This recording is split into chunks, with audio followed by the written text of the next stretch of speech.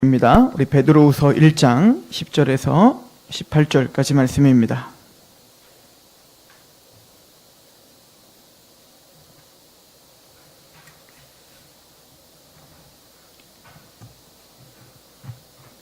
베드로후서 우리 1장 우리 16절부터 18절까지입니다. 16절부터 18절.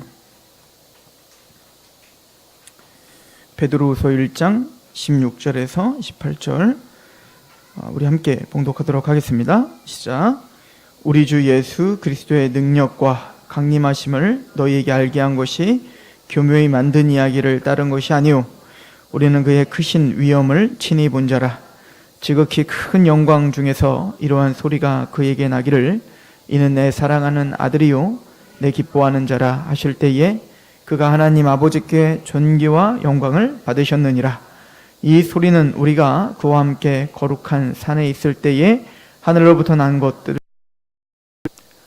오늘 말씀은 사도 베드로가 전한 메시지들, 우리가 지난주까지 상고했던 말씀들이 우리 12절부터 보면, 그러므로 너희가 이것을 알고 이미 있는 진리에 서 있으나 내가 항상 너희에게 생각나게 하려 함이라. 내가 이 장막에 있을 동안에 너희를 일깨워 생각나게 함이 옳은 줄로 여기노라. 이는 우리 주 예수 그리스도께서 내게 지시하신 것과 같이 나도 나의 장막을 벗어날 것이 임박한 줄 알미라. 내가 힘써 너희로 하여금 내가 떠난 후에라도 어느 때나 이런 것을 생각나게 하려 하노라. 사도 베드로는 이제는 죽을 날을 이제 아마 인식하고 있었던 것 같습니다. 이때 이 사도 베드로가 베드로 후서를 쓸 그 시기는 바로 네로 황제가 이 로마 정권을 잡고 있을 때였습니다. 네로 황제는 나중에 이제 그 자신을 키우고 또 그 정치적인 어떤 색깔을 입혀주었던 그 어머니까지도 이제 죽이게 되고, 또 자신을 어떤 그 자신에게 영향을 끼쳤던 그 귀족들을 다 살육하는 일도 벌이게 되죠. 그러면서 점점 이 네로 황제는 포악해지고, 그리고 자신의 어떤 통치와 또 자신의 어떤 이기적인 어떤 것을 채우기 위해서 자신의 힘과 권력을 다해 그렇게 무엇이든 할 준비가 되어 있었던 사람입니다. 게다가 우리가 잘 아는 것처럼 이제 네로 황제는 로마에 불을 질러 놓고, 이게 두 가지 설이 있어요. 첫 번째는 그냥 네로 황제가 시를 쓰기 위해서다.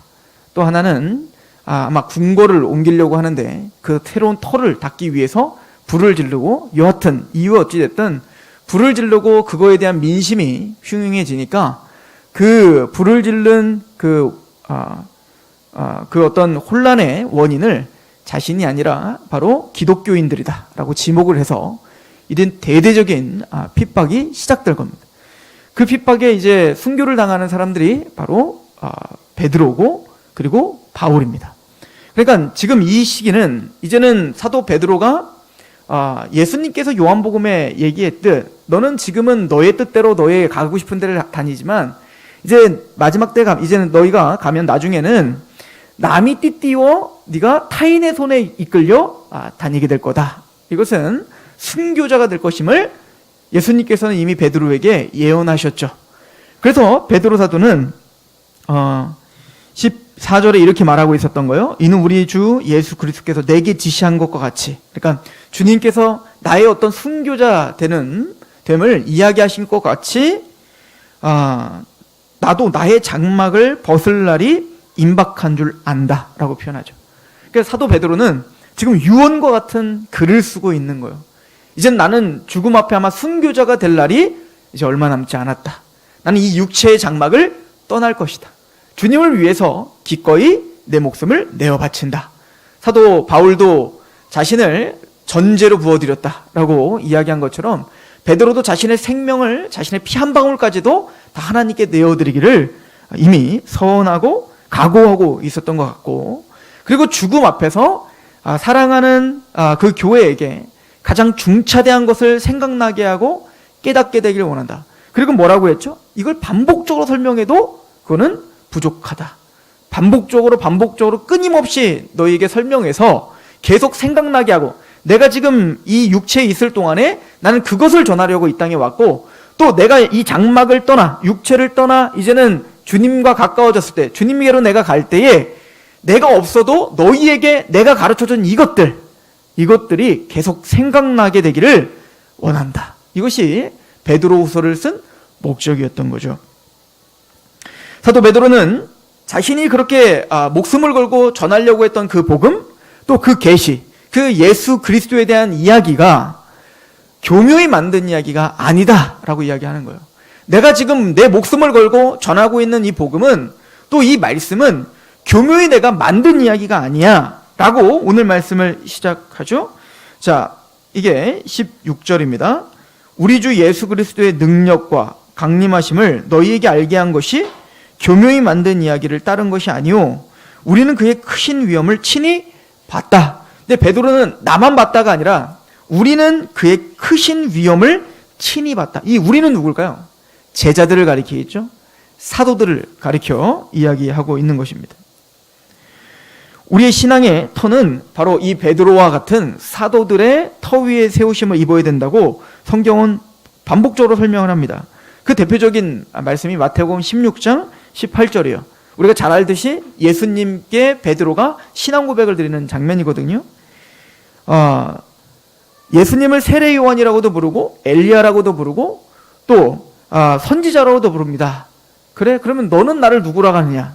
세상 사람들은 이렇게 오해하고 있지만 나는 예수님을 살아계신 하나님의 아들이시며 그리스도이십니다 라고 믿습니다 라고 신앙 고백을 했다고요. 그 신앙 고백을 받자마자 예수님은 바요나 시몬아 네가 복되다 라고 이야기하죠. 이것은 육체가 알려줄 수 있는 게 아니야. 어떤 육체적인 어떤 지혜와 그 어떤 것이 그걸 깨닫게 하는 게 아니야. 하늘에 있는 아버지께서 너에게 알게 하셨구나. 하나님의 은혜로 네가 그 복음을, 또 그 예수 그리스도에 대한 그 그리스도 되심, 하나님의 아들 되심을 알게 되었구나 라고 이야기를 하죠. 그때 베드로에게 하신 약속이 그거였어요. 너는 베드로라 내가 반석 위에 내 교회를 세우겠다 라고 이야기했다고요. 그래서 그 베드로라는 말 자체가 반석이라는 뜻이요. 게바, 이게 반석이라는 뜻이죠. 그러니까 너는 반석이다. 내가 그 반석 위에 내 교회를 세울게 라고 이야기를 한다고요.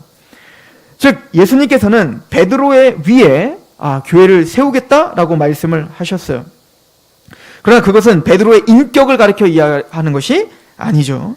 그것은 바로 베드로가 지금 고백한 당신은 살아계신 하나님의 아들이시며 그리스도이십니다 라고 하는 그 고백, 그 믿음의 고백 위에 베드로 사도를 비롯한 모든 사도들의 그 고백 위에 우리의 교회는 세워지게 될 것이다 라고 이야기한 거예요.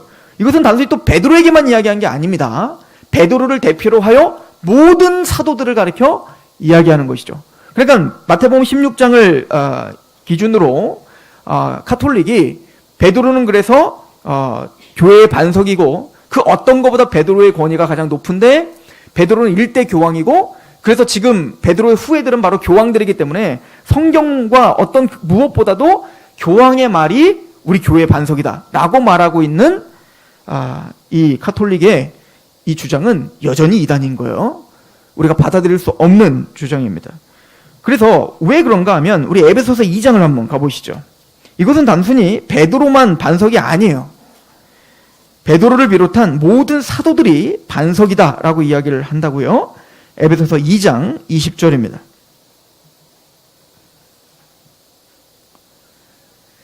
너희는 사도들과 선지자들의 터 위에 세우심을 입은 자라. 그리스도 예수께서 친히 모퉁이 돌이 되셨다.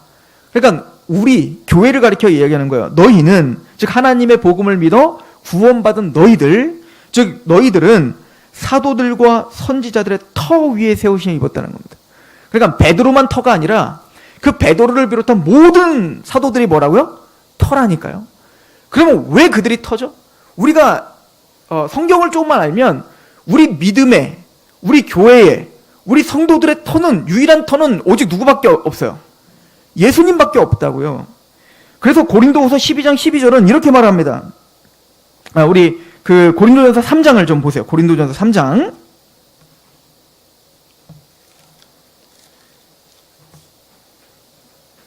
고린도전서 3장 10절.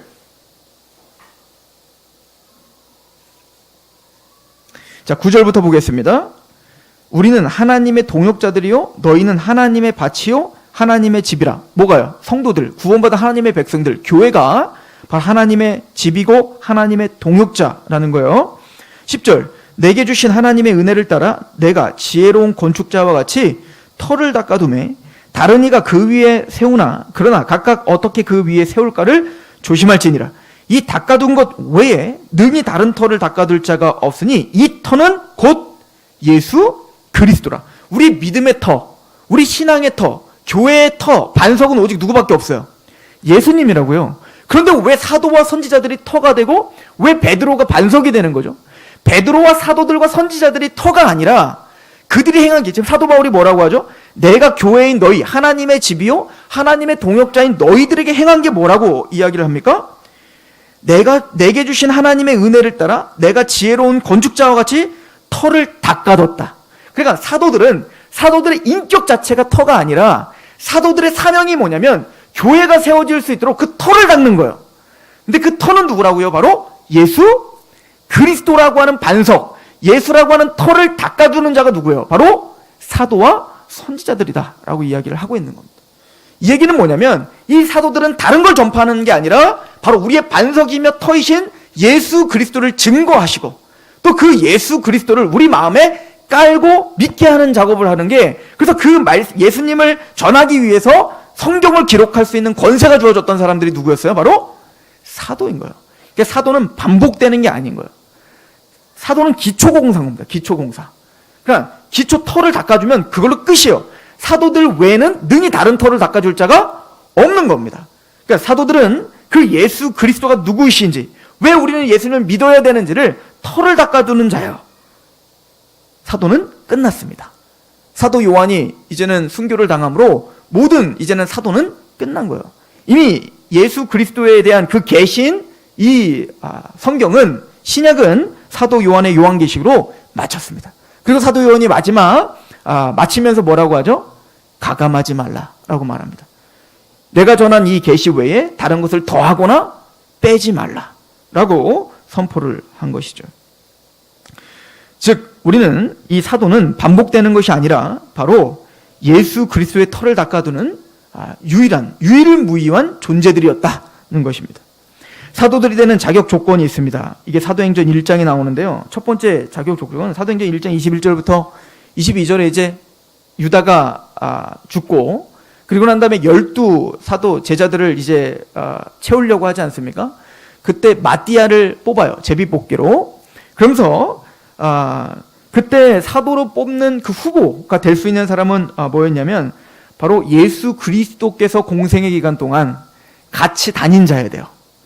12제자만 같이 다녔던 게 아니었거든요. 같이 다녔던 제자들이 있었는데 또 그 예수님께서 십자가에 죽으신 거, 부활하신 거, 승천하신 걸 함께 본 자여야 돼요. 그냥 극소수가 되겠죠. 그 중에서 마띠아가 뽑힌 겁니다. 그러므로 사도는 아무나 될 수 있는 게 아니에요. 사도는 첫 번째 누가? 예수 그리스도와 함께 다녔고 예수님의 말을 직접 들었으며 예수님의 십자가 부활과 승천을 직접 목도하여 부활을 증거하는 자가 사도인 거예요.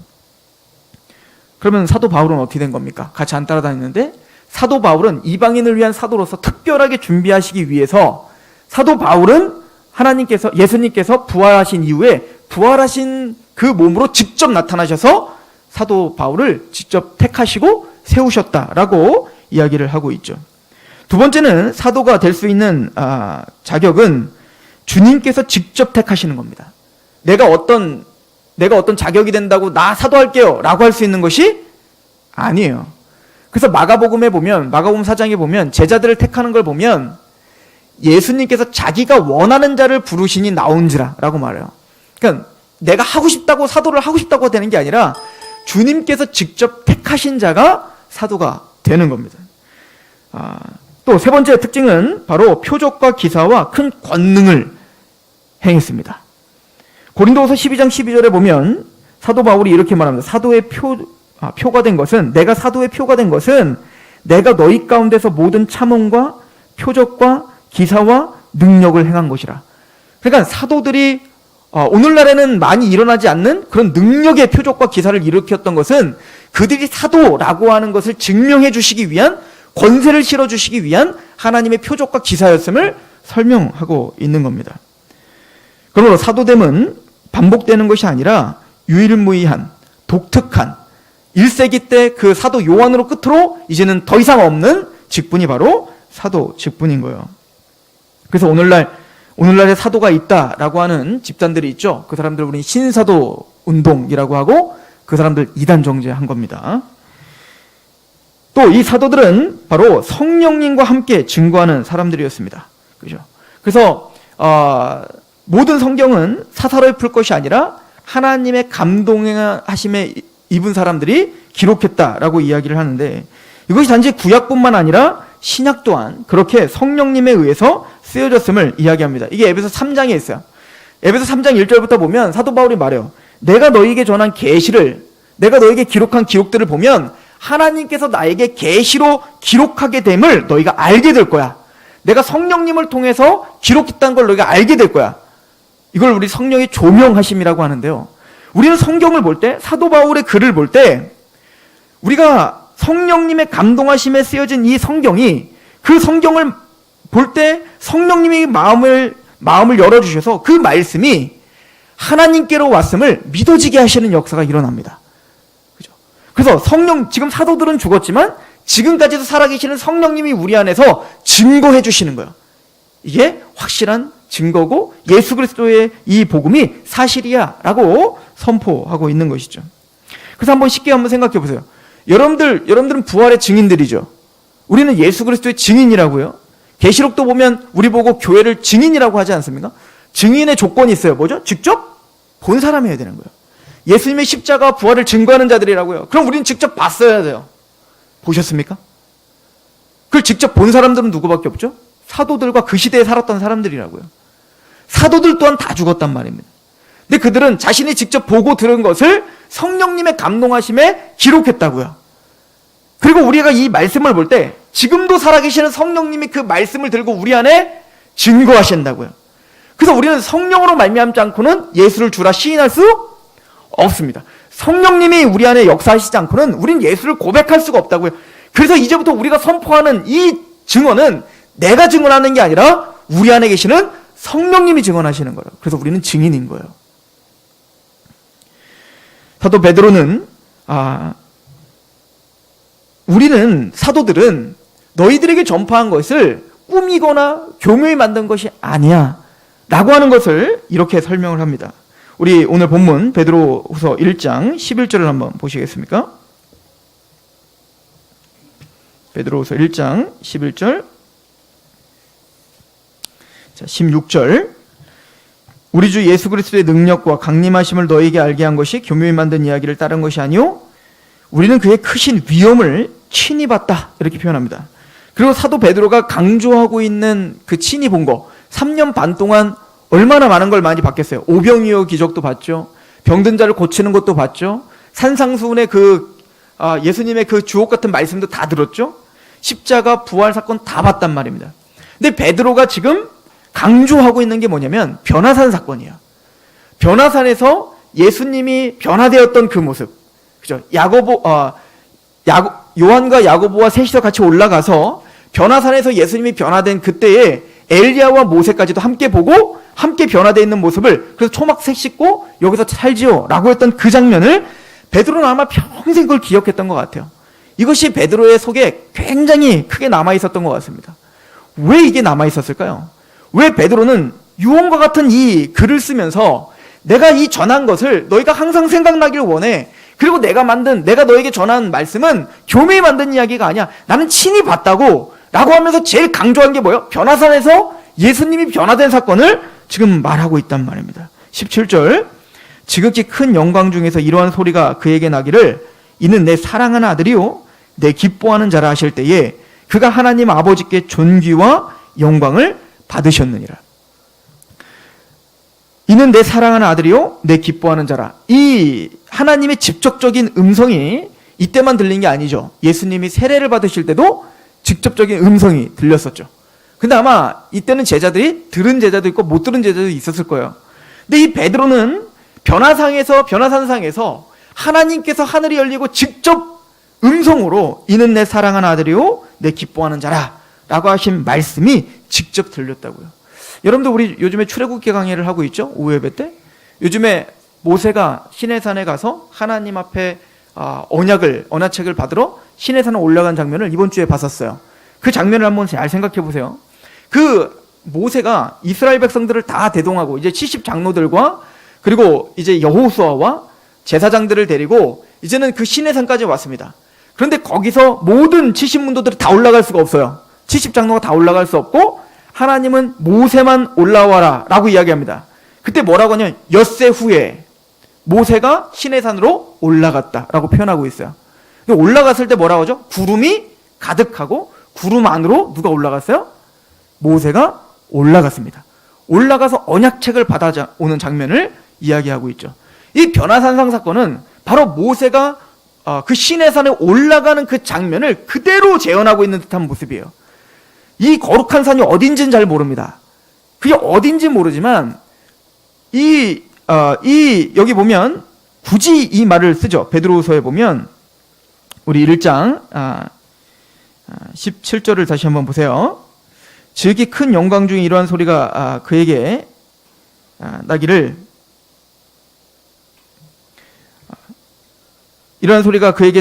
이는 내 사랑하는 아들이요 내 기뻐하는 자라 하실 때에 그가 하나님 아버지께 존귀와 영광을 받으셨느니라 라고 이야기를 하죠. 마가복음을 여러분들이 나중에 9장을 읽어보면 이제 변화산상에 올라갈 때 엿새 후에 올라갔다라고 하는 말을 씁니다.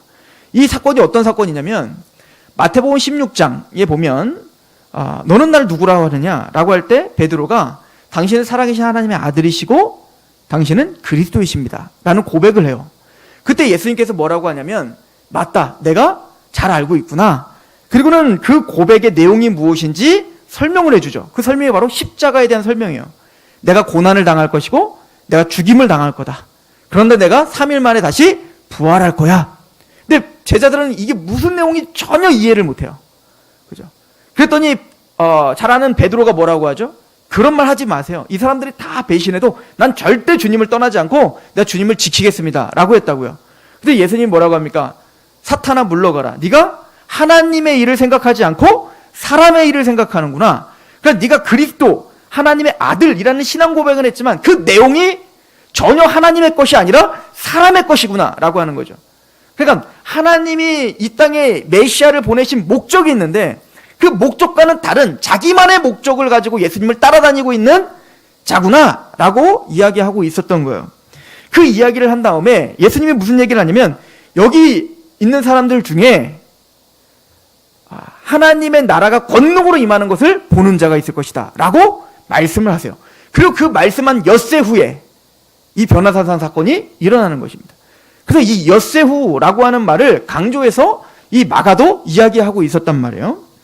즉 그 엿새 후에 그 변화산상에 올라가서 모세와 엘리야와 예수님이 함께 이야기를 나누는 것을 보게 됩니다. 그리고 잘 알듯이 예수님이 그곳에서 영광스러운 부활체를 입고 영광스러운 그 모습으로 변화하여 그 베드로와 야고보와 요한을 바라보고 있는 걸. 그래서 신학자들은 아마 그 하나님의 권능을 임하는 것을 본 자도 있을 것이다 라고 할 때 바로 그 보는 것이 베드로와 야고보와 요한이 변화산상에서 하나님의 영광의 날, 예수님의 재림의 날 영광스러운 부활의 모습이 무엇인지를 보여주고 그 영광스러운 나라가 무엇인지를 모형으로 보여줄 또 본 사건이 바로 그 변화산상 사건이다 라고 이야기를 한단 말이에요. 자, 그때 왜 엘리야와 모세를 보여줬을까요? 모세는 율법의 대표인 거예요. 그죠? 하나님께 직접 시내산에서 하나님의 말씀을 받아 백성들에게 하나님의 말씀, 율법을 전해준 자. 엘리야는 누구죠? 성경을 쓴 사람도 아닌데 엘리야는 선지자의 대표인 겁니다. 엘리야도 뭐죠? 산과 굉장히 친하죠. 갈멜산 전투와 같이 산에서 하나님과 함께 교제했던 그 엘리야. 그러니까 이 변화산상은 그 모세와 엘리야를 다 포함하고 있는 그들에게 역사하셨던 그 하나님이 바로 지금 임재하고 계시다라고 하는 뜻이고 또 율법과 선지자, 구약 전체를 가리키는 겁니다. 그 율법과 선지자가 예언한 바로 그 메시아가 바로 예수다라고 하는 것을 선포하는 것이며 그래서 그 엘리야와 모세가 함께 있는데 영광의 몸으로 변화되어 예수님을 그런 영광의 몸으로 변화된 그 예수님에게 이는 내 사랑하는 아들이며 내가 기뻐하는 자다라고 선포하신다고요. 자, 마가복음의 흐름상 무슨 얘기를 하는 걸까요? 예수님의 이 변화산상 사건은 지금은 예수님께서 고난을 당하시고 십자가에 죽을 수밖에 없다. 나는 맞다. 하나님의 아들이다. 나는 메시아다. 그래서 나는 이 땅에 죽으러 왔다는 거예요. 내가 십자가를 지고 너희를 살리러 왔다. 근데 베드로는 전혀 이해하지 못했던 거죠. 그러나 내가 죽임당하고 너희들은 칼로다가 나를 보호하고 또 나를 통하여 로마 정권을 무너뜨려 이 세상의 번영과 힘과 돈으로 자랑하며 하나님 나라를 확장하려고 하지만 내가 그거 하러 온 게 아니야. 나는 죽으러 왔고 너희도 죽어야 돼. 이 얘기를 했단 말입니다. 그래서 그렇게 오해하고 있던 베드로에게 뭐라고 하죠? 너희는 나를 따르려거든 자기를 부인하고 자기 십자가를 지고 따라와야 돼 라고 십자가의 길을 이야기해 준다고요. 예수님이 걸어가는 십자가의 그 길, 죽음의 그 길, 희생의 길로 너희도 함께 따라가야 돼 라고 이야기하고 있는 거예요. 그럼 변화산상에서 예수님이 뭐라고 하시죠? 아무한테도 얘기하지 말라. 지금 본 거 아무한테도 얘기하지 마. 그때가 되면 그때 얘기해. 지금은 얘기하지 마 라고 이야기하죠. 아마 베드로와 이 요한과 야고보는 아무한테도 얘기하지 않았던 것 같습니다. 이게 무슨 내용인지도 모르고요. 그 너무 영광스러운 그 모습을 보면서 도대체 이게 무슨 내용이지? 라고 아마 궁금했을 겁니다. 근데 성령님이 오시면 마태복음, 요한복음 16장에 보니까 성령님이 오시면 모든 것을 다 깨달아 알게 하신다고 했죠. 그래서 정말 예수님이 십자가에 죽으시고 부활하고 승천하시고 부활의 몸을 입으셨던 그 예수님을 직접 다시 받고 승천하시고 또 40일 동안 승천하시기 전에 하나님의 나라에 대해서 설명하시고 그리고 오순절날 성령님이 강림하실 때 드디어 베드로는 아마 다 깨달았을 것입니다.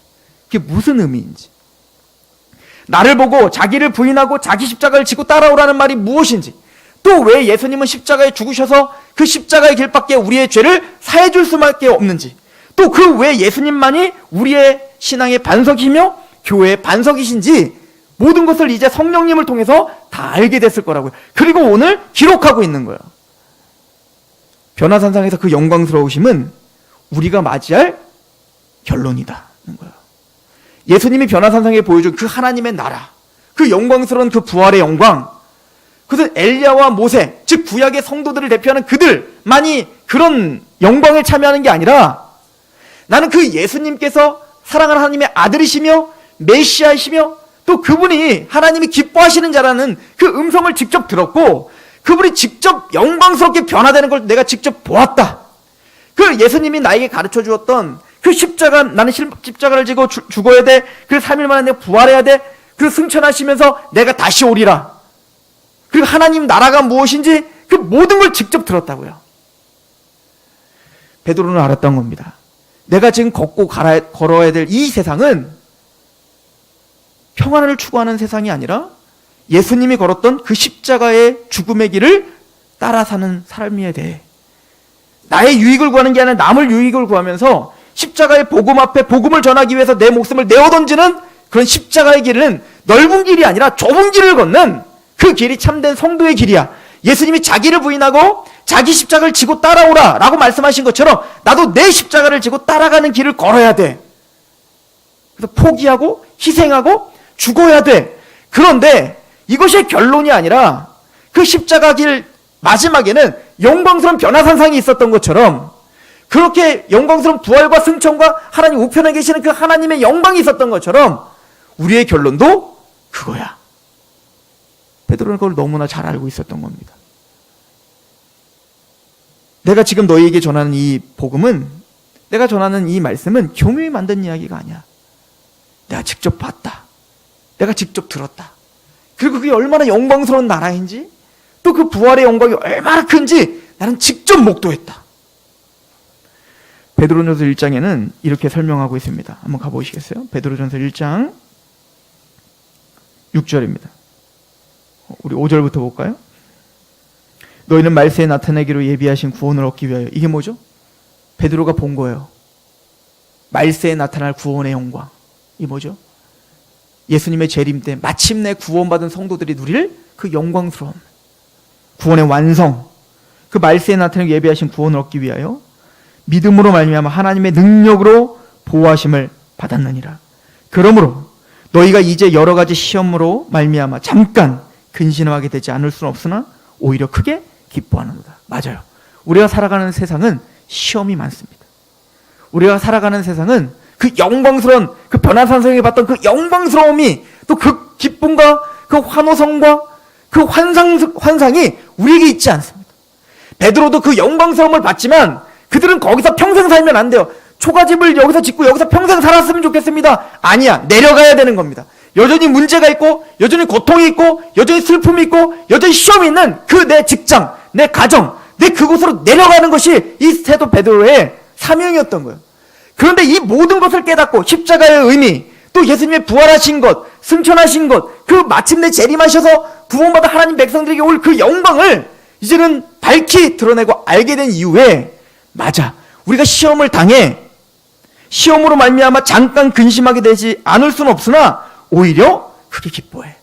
우리가 십자가의 길을 걷지만, 오늘날 시험을 당하지만, 믿음의 시련을 겪지만 이것이 우리가 얼마나 기뻐해야 될 일인지 난 알아. 사도 베드로는 이렇게 말하고 있는 거죠. 그리고 말합니다. 7절. 너희의 믿음의 확실함은 불로 연단하여도 없어질 금보다 더 귀하여 예수 그리스도께서 나타나실 때에 칭찬과 영광과 존귀를 얻게 할 것이니라. 너희가 얼마나 영광스러운 길을 걷고 있는지. 다윗이 사울에게 쫓김을 당할 때 자기가 믿었던 사람들도 다 자기를 무시하고 조롱하고 다윗을 죽이려고 할 때 빚진 자요, 또 원통한 자요, 그렇게 이 세상에 소망이 없어 보이는 사람들 400명이 아둘람에 있는 다윗을 찾아왔고, 그 다윗이 우리의 소망이고 다윗이 기름 부음 받은 자임을 알아봤던, 세상에서는 나고자처럼 보였던, 그래서 그 다윗과 함께 고난을 당했던 그들이 다윗 왕국이 세워졌을 때 그들은 다윗의 용사들로 이름이 기록되어 있던 것처럼 마침내 예수 그리스도의 날, 예수님을 십자가에 현저히 못 박고 예수님을 조롱하고 예수님의 십자가를 믿지 않는 그 많은 사람들을, 그 조롱을 우리는 당하고 있지만 예수님이 기름 부음 받은 자요, 그가 하나님의 아들이시며 하나님이 기뻐하시는 자라는 걸 알고 그분이 영광스러운 그 영광의 구원의 완성을 주실 메시아여 우리의 왕인 걸 아는 우리들, 지금은 고통을 당하는 것 같지만 그게 얼마나 영광스러운 길인지, 그게 얼마나 우리에게 기쁨이 되는 길인지를 나는 안다. 그리고 너희들도 알고 있다고 믿는다 라고 말하는 거야. 베드로가 말합니다. 나는 그 예수를 직접 봤다. 그런데 너희들은 그 예수를 못 봤지. 맞아, 너희들은 못 봤지. 예수님의 십자가, 부활, 승천 우린 못 봤죠. 베드로는 말하는 거예요. 그래서 보십시오. 8절. 예수를 너희가 보지 못하였으나 사랑하는도다. 너희는 근데 예수를 보지 못했지만 내가 전한 이 말씀을 듣고 이 사도적 가르침을 듣고 너는 믿었지. 그리고 그 예수를 보지 못했지만 사랑했죠. 우리에 대한 얘기 아니에요? 예수를 너희가 보지 못하였으나 사랑하는도다. 이제도 보지 못하나 믿고 말할 수 없는 영광스러운 즐거움으로 기뻐하나니 믿음의 결국 곧 영혼의 구원을 받음이라. 맞아, 너희가 복되단다. 예수를 보지 않았지만 내가 전한 이 사도적 가르침, 이 성경의 이 가르침을 통해서 너희가 보지 못한 예수를 믿고 사랑하고 말할 수 없는 기쁨으로 그 시련을 이겨내고 있구나. 그 결론은 영혼 구원이란다. 그리고 말합니다. 10절. 이 구원에 대하여는 너희에게 임할 은혜를 예언하던 선지자들이 연구하고 부지런히 살펴서 자기 속에 계신 그리스도의 영이 그 받으실 고난과 후에 받으실 영광을 미리 증언하여 누구를 또는 어느 때를 지시하는지 상고하니라. 이 섬긴 바가 자기를 위한 것이 아니요 너희를 위한 것임이 계시로 알게 되었으니 이것은 하늘로부터 보내신 성령을 힘입어 복음을 전하는 자들로 이제 너희에게 알린 것이요 천사들도 살펴보기를 원하는 것이란다. 너희가 지금 믿고 있는 그 복음이 얼마나 귀중하고 영광스러운 건 줄 아니? 구약의 아브라함, 모세, 엘리야, 이사야, 다니엘, 그 수많은 선지자들이 있었는데 그들이 연구하고 그들이 계속 바라봤던 게 뭐냐면 바로 그 십자가 부활이야. 근데 그들이 그래서 구약을 기록한 건데 이 선지자들이 연구하고 부지런히 살펴서 그 선포한 게 자기들을 위한 게 아니라 바로 너희를 위한 거야. 바로 우리를 위한 거라는 거야. 이미 예수 그리스도의 십자가에 죽으시고 부활하고 승천한 이걸 친히 봤던 사도들이 선포했던 그 메시지를 우리가 듣고 보고 하나님 주님을 사랑하고 있는데 우리를 위해서 그들은 기록했다는 겁니다. 이제는 사도들로 인하여 성령님의 은혜로 기록하게 하셨고 그거를 듣게 하고 있다. 그리고 누구도 이걸 살펴보기 원한대요? 천사들도 살펴보기 원한다. 천사들도 우리가 그 복음 앞에 구원을 받는 것을 흠모하고 있다는 거예요. 에베소서는 뭐라고 말하는 줄 아십니까? 하늘에 있는 권세자들과 위정자들, 즉 뭐죠? 천사들을 가리켜요. 그 천사들도 우리 교회를 보면서 구속의 경험이 있는 하나님의 은총으로 복음으로 구원받은 우리를 보면서 하나님의 하늘에 있는 각종 지혜를 배운다. 여러분들 통해서 천사들도 지금 배우고 있다고요. 하나님의 사랑이 얼마나 크신지, 하나님의 지혜가 얼마나 놀라운지, 하나님이 얼마나 영광스럽고 그 영광으로 하나님을 대적했던 자를 어떻게 구복시켜 그렇게 그 영광에 참여케 하는지 그 놀라운 이야기를 천사들도 살펴보기를 원한다. 베드로는 이 메시지가 생각나기를 원하는 것입니다. 몸은 비록 죽임을 당할지라도 이 말씀이 기억 남고 이 말씀이 교회를 지키기를 원했던 것 같습니다. 사도 베드로는 교묘히 만든 이야기를 내가 너에게 한 게 아니야. 너희는 보지 못하나 그 그리스도를 사랑하지 옳도다. 그게 참 복되다. 나는 교묘히 만든 이야기를 한 것이 아니란다. 그리고 그 말씀을 증거하기 위해 십자가에 거꾸로 못 박히며 자기의 피값으로 그 말씀이 얼마나 확실한 것인지, 그 말씀이 얼마나 분명한 것인지, 그게 얼마나 진리인지 자신의 피값으로 맞바꾸어 우리에게 선포했습니다.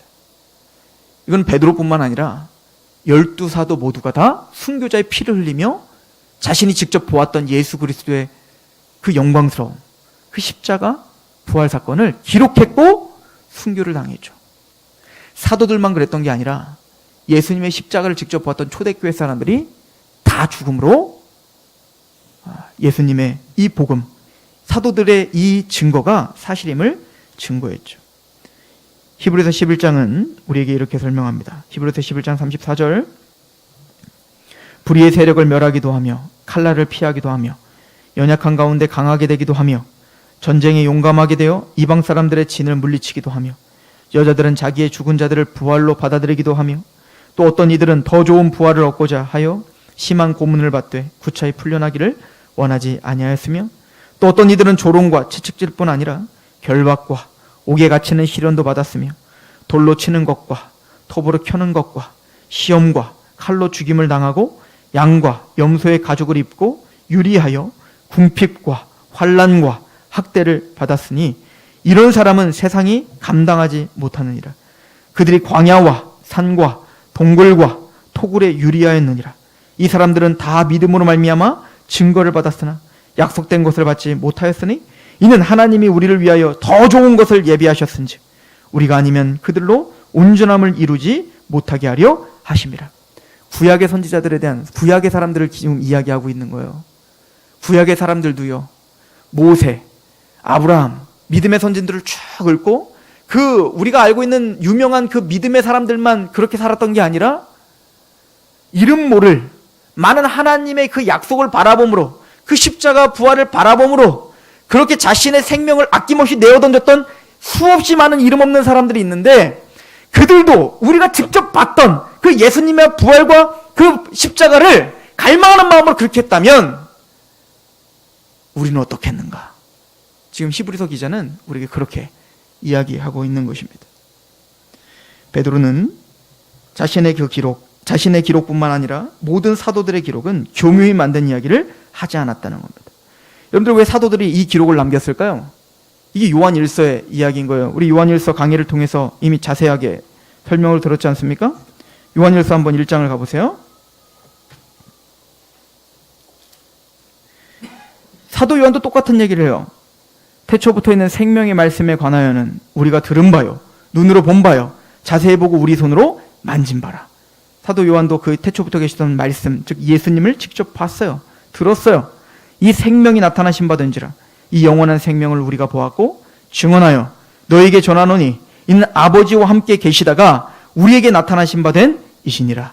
우리가 보고 들은 바를 너에게도 전함은 너희로 우리와 사귐이 있게 하려 함이니 우리의 사귐은 아버지와 그의 아들 예수 그리스도와 더불어 누림이라.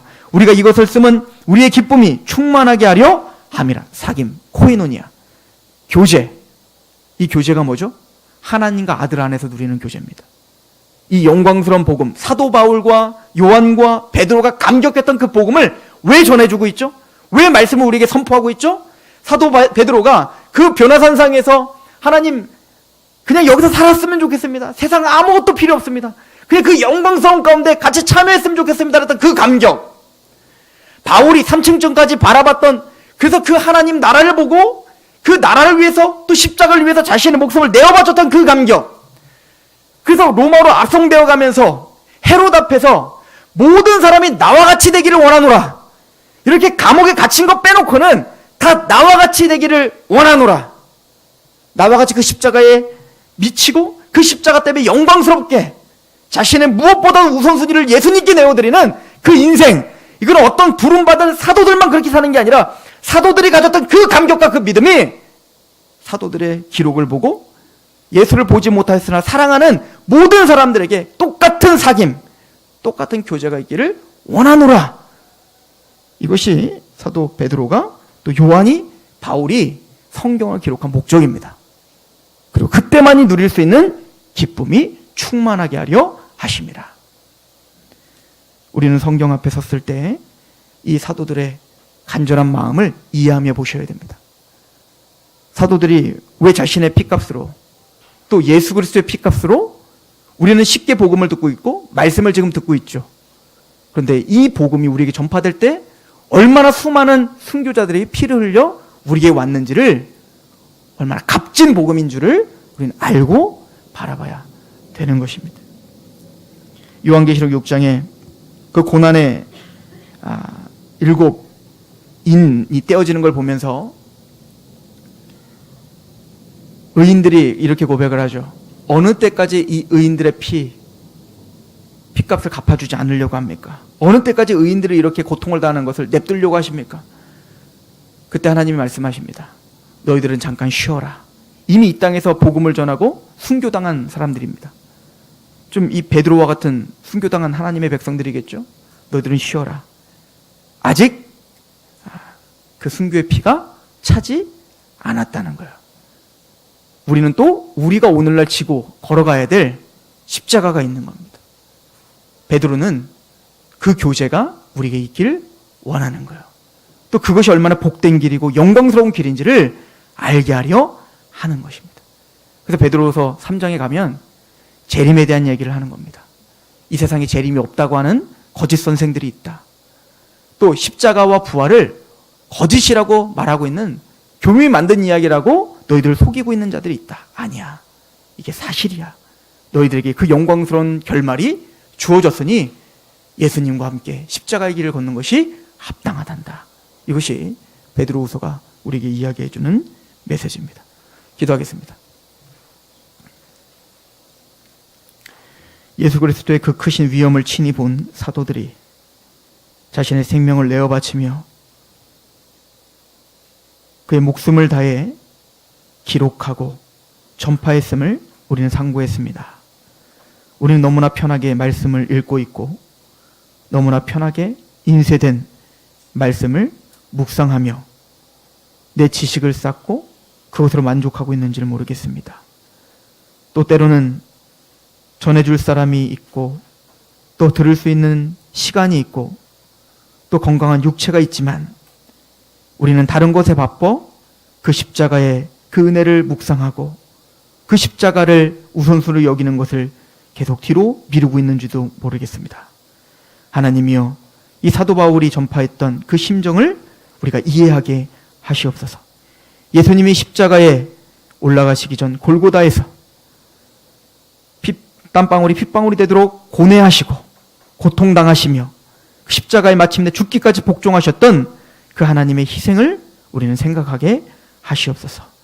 우리가 걷고 있는 그 길이 십자가의 길이며 걷고 있는 그 길이 얼마나 영광스러운 길인지, 우리가 믿고 있는 복음이 얼마나 하나님의 크신 기쁨이며 영광인지 다시 알고 깨달아 하나님께 예배하는 우리가 되게 하옵소서. 예수님의 이름으로 감사하며 기도합니다. 아멘. 찬양합시다.